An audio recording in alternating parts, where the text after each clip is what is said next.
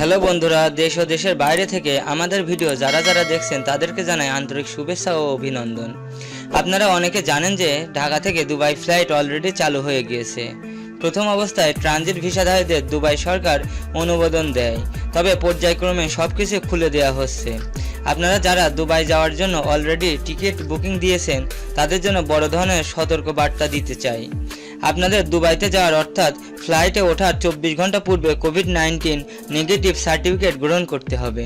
এছাড়াও দুবাই কর্তৃক অনুমোদনকৃত করোনা ভ্যাকসিনের সকল ডোজ গ্রহণ করতে হবে। আর আপনাদের উদ্দেশ্যে একটা কথা বলে রাখি, আপনাদের বাংলাদেশ থেকে যাবার পর দুবাইতে 14 দিনে কোয়ারেন্টাইনে থাকতে হবে। ফ্রেন্ডস, আপনারা আমার কাছে আরও জানতে চেয়েছেন দুবাইয়ের ভিজিট ভিসা কবে থেকে চালু হবে। তো আপনাদেরকে বলে রাখি, দুবাইয়ের ভিজিট ভিসা খুব শীঘ্রই চালু হবে, কেননা দুবাইয়ে ঢাকা থেকে ফ্লাইট অলরেডি চালু হয়ে গিয়েছে, তাই ভিজিট ভিসাও খুব দ্রুতই চালু হয়ে যাবে। ফ্রেন্ডস, ভিডিওটা ভালো লেগে থাকলে অবশ্যই লাইক কমেন্ট ও বেশি বেশি শেয়ার করবেন। আর আপনি যদি আমাদের চ্যানেলে নতুন হয়ে থাকেন অবশ্যই চ্যানেলটিকে সাবস্ক্রাইব করে পাশে থাকা বেল আইকনটিতে ক্লিক দিয়ে রাখবেন। ভিডিওটা শেষ পর্যন্ত দেখার জন্য ধন্যবাদ সবাইকে। সবাই ভালো থাকবেন, সুস্থ থাকবেন। আল্লাহ হাফেজ।